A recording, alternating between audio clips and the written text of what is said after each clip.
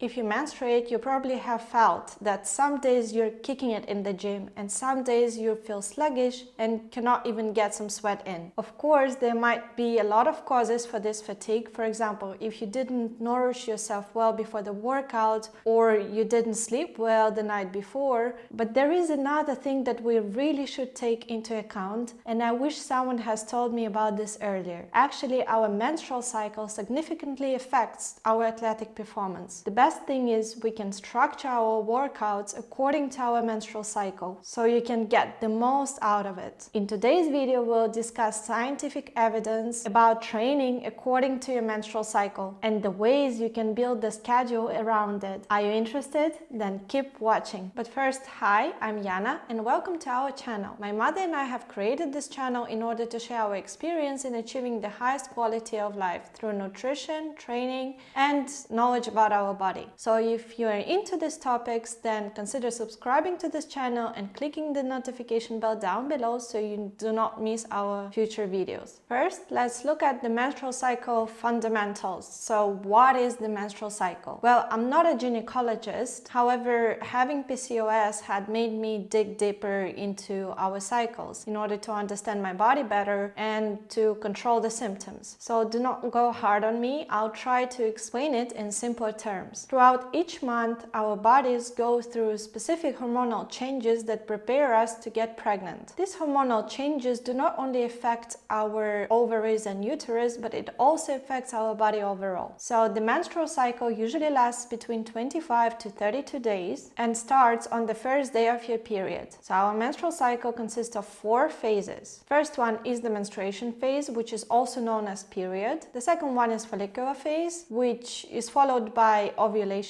and luteal phase, which is the last phase of your menstrual cycle.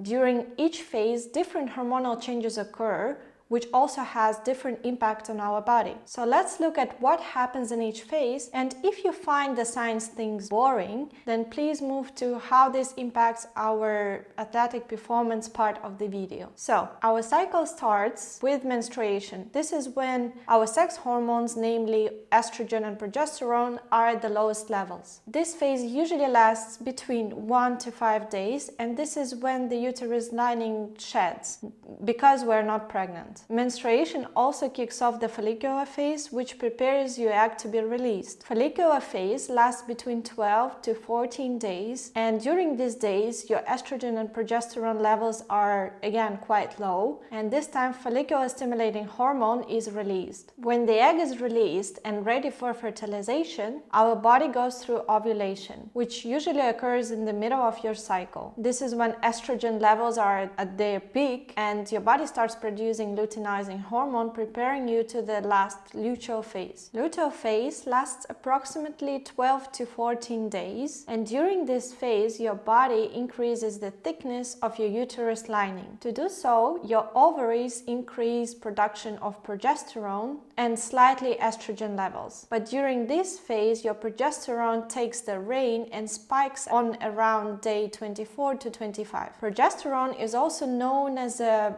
pregnancy hormone because it gives your body a signal that you might be pregnant. So it's time to thicken the lining in order to preserve the fertilized egg. If you are not pregnant, then your body will know because your sex hormones, namely estrogen and progesterone, will be low, which is quite often accompanied by premenstrual syndrome, and then your period will start. That's all about our menstrual cycle, and overall you can see in the graph on the screen how our hormones change. If you would like to take a closer look, then please pause this video. How do these hormonal changes affect our athletic performance? A few days before and at the start of our menstruation, a lot of women would feel premenstrual syndrome with the symptoms like digestive issues, muscle cramps, fatigue, and overall feeling not well. Although you might feel a little bit sluggish and tired, this is actually the time when, hormonally speaking, we're the closest to men because our sex hormones, namely estrogen and progesterone, are at the lowest level. The low level of estrogen and progesterone gives us a potential to increase in strength and build muscle and also recover much faster. If you feel well during first few days of your menstrual cycle, then it's the time to focus on strength training. If you don't feel very well, then the best advice would be to do what you feel like doing. Consider focusing on gentle movements like a brisk walk, cardio, or short aerobic exercise. Overall, listen to your body and consult the doctor if you have any doubts. If you do not feel much discomfort, then you can continue doing your normal routine. There is no scientific reason as to why we should stop exercising during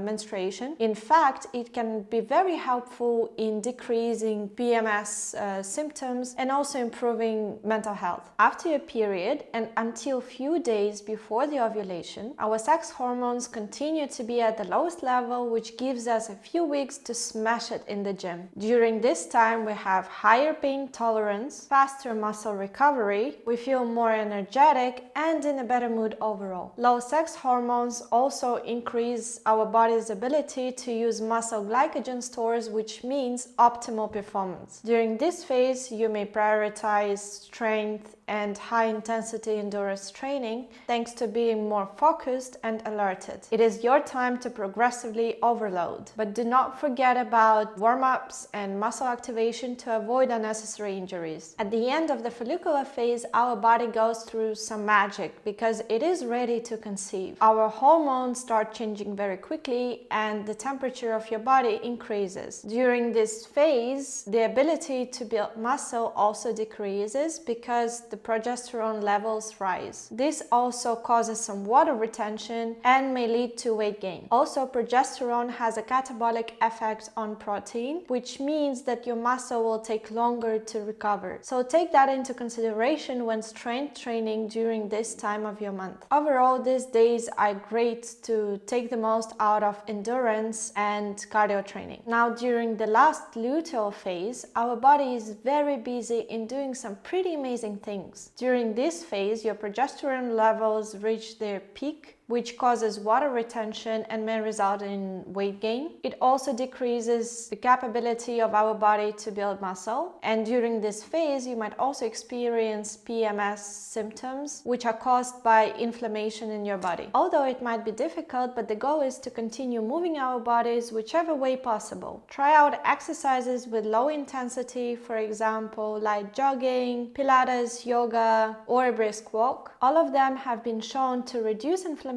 and help with PMS symptoms overall. Do not get disheartened or frustrated if you cannot lift as heavy as in the beginning of your cycle. During this phase, consider adding some recovery strategies such as foam rolling or stretching in order to help your body to recover and release the stress. To summarize everything, first, during your period, focus on doing what actually brings you joy. Hormones-wise, it's a great time for building strength and muscle, but we all know that not everyone feels the same way, and maybe prioritizing the things that you love doing the most is the best way to reduce those PMS symptoms and feel better overall. During your follicular phase, which means between days 5 and 14, try to focus on strength training or high-intensity endurance training. And when the ovulation comes, then give priority to endurance and aerobic training. And throughout the rest of your cycle, try to focus on lower intensity training such as yoga, Pilates, or light cardio workouts, and add extra strategies for your body to recover. Knowing about these hormonal changes in our menstrual cycle has helped me to manage my PCOS symptoms and understand my body better, get in tune with it, and work with it instead of against it. Thank you for watching, and I hope you found this video helpful. If you enjoyed it, please don't forget to give us a like and subscribe to our channel. Also, you may leave a comment down below if you have any video suggestions or you just want to chat. Thank you for watching, and I see you in the next one. Bye!